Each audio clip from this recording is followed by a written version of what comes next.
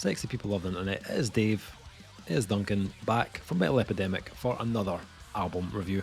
For this review, Duncan and I have been checking out the new album from North Carolina progressive metal band Stellar Circuits.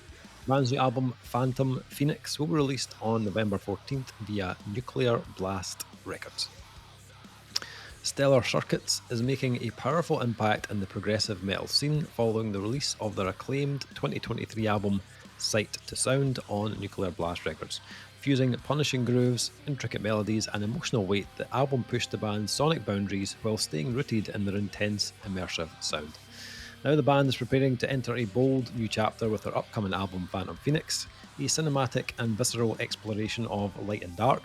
The album delves into themes of personal transformation and the rebirth of the self through fire. It's an emotionally and sonically expansive record that challenges both the band and the listener to confront what must be destroyed in order to evolve. With new music on the horizon and a sharpened creative vision, Stellar Circuits is poised to break new ground and leave a lasting mark on the genre. Phantom Phoenix was engineered and produced by Jamie King, and then mixed and mastered by Chris Collier. Okay, so I became aware of these guys back in 2023 when Sight to Sound came out. The album was reviewed by one of the other guys on the team back then, and it was a decent album. I quite enjoyed it. I felt like maybe they were still kind of wearing some, I'm going to say, some heavy influences on their stuff. And I was just thinking, okay, I think maybe there's more personality from these guys needing to come out. Lots of potential, like musically. The kind of musicianship of this band is on a like really high level. So I had a feeling like going forward, it could be ones just to keep an eye on. So I thought let's add this one to the list and check it out. And while like the concept of exploring like light and dark themes might not be something new, I do think the band's exploration of balancing their kind of technical proficiency with a more kind of raw emotion it's kind of brought out something that was slightly missing from Sight. I think as impressive as that album could be, it maybe didn't quite have the emotional weight required to kind of like fully resonate. Maybe it lacked a little bit of accessibility at times as well. But I do feel like this album does balance that much better than the previous album.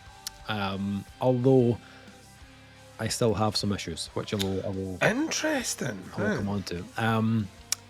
I think balance is the key word here on this release. The heavier tracks, or even the heavier tracks that have that kind of light and shade. The album opens with quite a kind of heavy, kind of chunky kind of opening track. I See You, Your Spirit, and then it follows up by with Queen Mary, which they both kind of come out swinging, big kind of bendy riffs, very kind of scorched vocals, plenty of grooves, but they're also like peppered with that kind of bit of melody and little kind of bits of light coming through as well.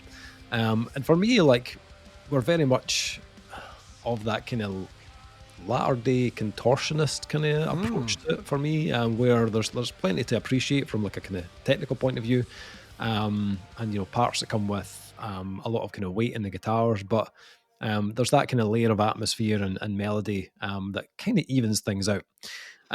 It's not until track 3, Silhouette, where they shift that balance more to melody, and they keep the guitars kind of lighter in style and tone. Still progressive, but with more kind of slightly more alternative kind of character. And again, it made me kind of think of the Contortionist again. If you are familiar with their album Clairvoyant, the third track on that release is a track called Reimagined, and it follows a very kind of similar blueprint to that track as well, to Silhouette. After that, we get a couple of curveballs. Elegant Illusion is a real mix. Like, it's initially kind of kicks off with this kind of Mars Volta type kind of character, but moves into something with like a a kind of Rage Against the Machine type. POD, man. It's POD. I could not stop smiling. It's like, we are. But there's a little bit of kind of like Circa Survive kind of on the end as well. I'm not totally sure. I loved all of those things together in the one track. This shouldn't be on my plate. I don't know. It's maybe an acquired taste, but yeah, I wasn't totally sure. I did like the chorus kind of vocal hook. I did enjoy that. But the kind of blend of styles and influences in that one was maybe just a little bit kind of off for me. Track 5, The War Within. My first spin of the album, I was like, am I still listening to the same album? Like, what is like going on here with the amount of like Gojira worship this track has? Like, I love Gojira. Well, I'll just put my hand up right now. Love Gojira. Like, as we've spoke about recently, best live band I've ever seen. 100%, yeah. But it does feel like maybe another influence that is slightly too on the nose on this release. You mean Joe's not on this track? No, he's not. No, he's not. Which was kind of one of my issues with the previous album. It wore its influences a bit too blatantly, and that one does come through quite strongly on that track. Then we move into Bury the Ashes, which has some really cool kind of vocal levels to it that are kind of like reminiscent of like an Ian Kenny of Karnivool in the melody, but with a nice kind of counter vocal as well that's a bit more aggressive and kind of raspy. My main issue with this track is the main riff. The main riff was just a bit generic, I felt.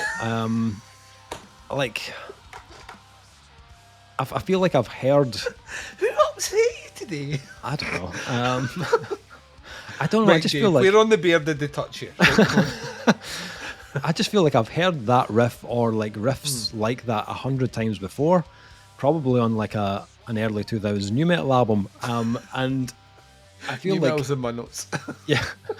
I just kind of felt like this band are so much better than that. Like musically, they have insane playing chops, so that just felt a bit kind of underwhelming for me. So at this point, I was kind of like, I'm on the fence about this at the moment. However, the last third of the album completely brought me back in. From the track Corridor onwards was great. I much more enjoyed this part of the album. It's more within a kind of alternative, almost like post-progressive kind of vibe. 100%, yeah, post, yeah. And they are really, really good at it. Like, it's catchy, it's got a lot of interesting texture and dynamics. Still has the occasional heavy riff, but it felt much more interconnected. The flow of tracks 7 through 10 were great, like fantastic. So I've listened to this quite a few times, and I feel like overall it's quite a frustrating listen. Because I feel like the album starts pretty strongly and then kind of goes off track in the middle and then closes with, for me, the kind of strongest material of the album. Influences still a bit of a gripe for me. I feel like they're still a bit too obvious. And there was a couple of kind of odd choices as well, which kind of took me out of the album. But yeah, I do appreciate, they're trying different things on this release, so that's fine. Ending on a positive thing, I will say the production from Jamie King is great. Jamie King, if you've never heard of Jamie King, he works with pretty much on every Between the Buried and Me album. He's worked with the Contortionist, Cryptodira, who we spoke about in the past, worked with them as well. And it feels like the perfect choice for this band. He knows how to craft a sound for a band of this style, and he's nailed it. Like those big guitar tones, the multiple layers of vocals, he's captured that perfectly. The spacing of instrumentation is great. Like it doesn't feel too edited or too clinical. It's still got a really kind of nice character to it. It maybe didn't hit the heights I was hoping for. There's still comes a few kind of missteps in there for me, but it was enjoyable to an extent as well. There was parts of this album that I really liked. I still feel like they have this really like untapped potential, though. It's really frustrating. I feel like they have the ability to do something incredible for me anyway. Maybe other people will really like this album. I don't know. So I will still continue to check out whatever they do next. But yeah, it maybe wasn't what I was hoping for overall. What about yourself? What did you think of this? What was really interesting is when you described them as progressive, and I was like, are they? I don't know if I would classify this band as necessarily being progressive. Right. And I mean that in a nice way and not in a how dare they mislabel this band, because labels are the king of it. I mean, as in, I don't think anything you've said is wrong. Right. But I enjoyed this more than you. Right, okay. Like, I really enjoyed this more than you. Okay. So I'm saying, who hurt you? What happened today? Did someone annoy you? I don't know. No. We'll speak about it later. We'll catch up later on. You just tell me who it is and I will kick their cunt right in. Okay. Right? For me, what was kind of fun about this one is it did remind me of a new metal album. Like, there's a, and I mean this in the nicest possible way, but there's those new metal bands that came out who gave you everything in the kitchen sink, and you're like, what am I listening? Like, how did we get? Why is reggae on this? Like, you know what I mean? Like, why are we doing this now? Do we need a rap section? You know, like out of nowhere, you would just get like tracks that just felt like, I don't know how this made it onto the album. Interesting enough, as time has went on, some of those tracks have become some of my favourites. Where like it's such an oddity, I don't understand it. For me, what was interesting, I obviously hadn't heard them before, so to me, this is a brand new introduction to a band here who I had assumed had other things, because you mentioned that the proficiency they're playing here is top quality. The guitar riffs are really, really, really, really well written. The intricacies and the melodies are really good. Vocally, this band shines so well. The maybe 4 or 5 different vocal techniques and tones you get in this, sometimes overlaying over each other, is just fucking love a bit of that. But whereas you saw maybe I don't know, maybe some tracks is gonna go with Elegant Illusion, right? Because you mentioned it. Do you hear Elegant Illusion and you're like, here is this track here that comes in at number 4. Let me check this out, and it's kind of alternative, and it's kind of widdly guitars, and it's nice and clean, and then out of nowhere POD comes swinging in with your boom, here comes it. You know, like when that kicked in for me on the first listen, I was like, fucking yes. Like, instantly smiled. I was like, oh, this is brilliant. And it's just there for that bit on those tracks, and then it goes off into something else which is floaty and airy and spacey and vocally rich and warm, and it's just like a snap. And it jolted me up, because I'll be honest, after hearing I See Your Spirits and Queen Mary, I kind of thought I was getting that for the whole album. And that's fine, and they're good at it, but do I want 10 songs of that? No. So it jolted me, it kind of grabbed my attention. And then you may say it sounds like a generic sounding riff on the what was with the War Within, I think was what you were moaning about. Bury the Ashes. Oh, Bury the Ashes. War Within's a Gojira track, which it's unabashedly. Hi, Joey! You know, like it's coming in, and then I can name like 40 metal bands where the vocalist just sounds like Joe now. But yes, it's a little bit on the nose, and if they did it all the way through the album, I'd moan like fuck about it. But it's on one song. It's not really revisited, so that's the weird thing though. Like, I'm not gonna hate it. I'm just like nowhere and disappears again. Works with the riff. They have a riff. We had this when we were writing music. You'd have a riff and you'd be like that. We called our riffs after the bands they sounded like. Yeah, we did. We did. And it was difficult when you heard that riff not to switch into how would the singer sing this. You know what I mean? It's difficult not to do that. I love that just didn't even enter the conversation with them. They're like, sounds like Gojira. If it looks like Gojira, sounds like Gojira, and acts like Gojira, I sound like Gojira. Right?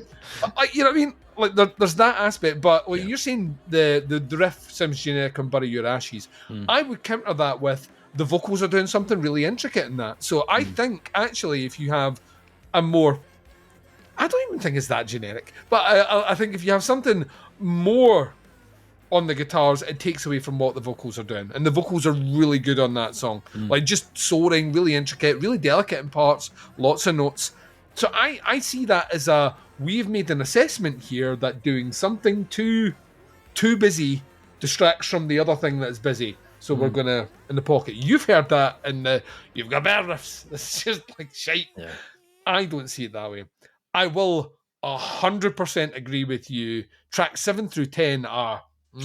This album closes sublimely. Yeah. And it does make you wonder why that's not the band's sound. Yeah. You're like all the way through, because they are so fucking good at it. It just sounds effortless. The vocal work on specifically in Corridor is just, it's sublime. It's a rich sounding track. The bass is just going for a walk. You know, it sounds really cool. And they managed to keep that kind of momentum carried through in beautiful sections on Gloria and Same Page. And it closes with once again, a very beautiful track, even though it's a 5.5 minute song. Is it though? It's more like a 4-minute song with like stuff to make it longer at the end. Production's awesome. So I don't know. I don't necessarily... I think you are right in saying that there's a lack of cohesion. Yeah. Right? For me, yeah. Overall in the album. I don't think that's wrong. What I am going to counter with is, for me, that lack of cohesion made the album more interesting. Like, if it was just one thing, if it was just those first 2 tracks all the way right through it, I don't know if I would be as giddy talking about it. Like, those moments which feel awkward and feel a bit out of place just made them feel like excited like songwriters that want to give you everything. I feel like there's an in-between somewhere, though. There probably is, and this is album 2, did you say? 2 or 3, yeah. Right, well, if it's album 3, that's maybe a problem. If it's album 2, it's maybe not so much a problem. I think there's a lot... They're very good at what they do, and I think there's maybe a really good producer in the room, focusing the songwriting with them, shaves some of those rough edges off, but I would say some of those rough edges, some of those interesting and blunt choices made the album stand out to me a little bit more than necessarily would have. Maybe. I mean, maybe working with like Jamie, who's worked with Between the Buried and Me, maybe that has kind of pushed the album in that direction to make it a bit more kind of disjointed. I think he's the sort of, like, if you've worked with that, like, if you listen to the last Between the Buried and Me album, there was at no point no one was saying don't do that. Yeah, as a kitchen sink album, you know what I mean? Like, so I wonder if there is and maybe we do this, let's try it, and maybe that makes it to the end. So I would much rather bands take a swing and miss than just release something safe. It doesn't always have to work. My grade will reflect that. I had fun listening to this. I genuinely did. Do I think it all works together? No. Absolutely not. But did I smile? Like, you bring rap metal into your song, and I am like, for like a beat, and I am smiling from ear to ear. You know, you've won me over just for that. Like, yeah, there is a safer, more middle of the road version of this band that I think would release an album that would score higher for me. I don't know how much I'm clambering for that to the kind of exciting mess that's on display here. It's like, I just genuinely, like, the more gonzo it got, the more I kind of felt like, that's really interesting. Like, I don't know how you ended up with this. Yeah. And you are right, it closes in a very conventional way. But that conventional way is very satisfying. I also think that conventional way, had that happened earlier in the album, I would have checked out. So I think the fact it goes a wee bit crazy in the middle, I wonder if there's a conceptual idea of the darkness being the Phantom at the start. So your first 3 tracks are heavier. The in-between grey area, which is a bit of a mess, which is those middle songs, and the light that closes out that maybe contextualizes the theme of the album. Or maybe I'm giving it too much credit. I don't know. All I know is I smiled a lot while listening to it. Let's get to the grades. Oh, grades. This is difficult. Difficult. Come on, we're veterans of this. We've done hundreds of albums now. This is the easy bit. I'm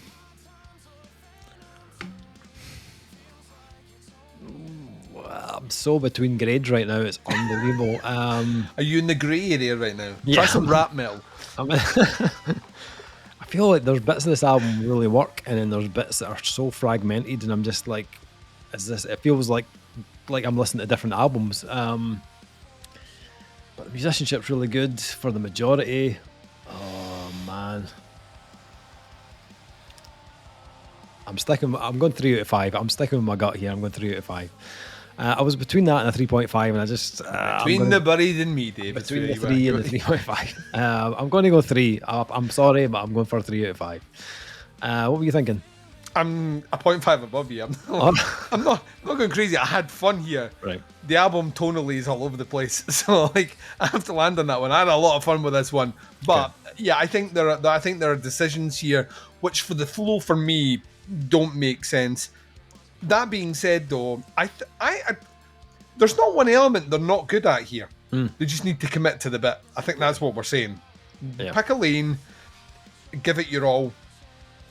Don't diminish anything, but 3.5 feels like a fair grade for this one, and not a Crabbit Dave grade where we drop a 0.5 for inexplicable reasons. Like, I've heard that riff before, and it's very Gojira, or what's happening here? Like, I mean, 3.5. Okay. Stellar Circuits, Phantom Phoenix. Let us know. What's your thoughts on this? Like, I'm curious about don't know. fans of this band. Yeah. Like, if you liked, because I've still not heard the previous album, Dave seemed to feel like there was kind of a bit of like too many cooks, so to speak. Is this a step up? Is it a step back? Why is Dave wrong? And why should there be more rap metal in their sound? I mean, leave your comments down below. I won't read them, but Dave will tell me about them. So. Yeah, check out the links, have a listen, see what you think. That is our review. We'll be back with another review very soon, but until then, take care. Catch you on the next one. Don't touch me!